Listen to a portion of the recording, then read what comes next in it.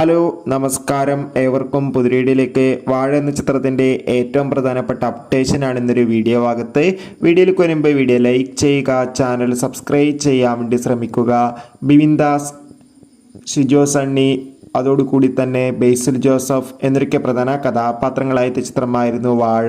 ചിത്രത്തിന് മികച്ചൊരു positive response തന്നെയായിരുന്നു സ്വന്തമാക്കാൻ വേണ്ടി സാധിച്ചിട്ടുണ്ടായിരുന്നത്.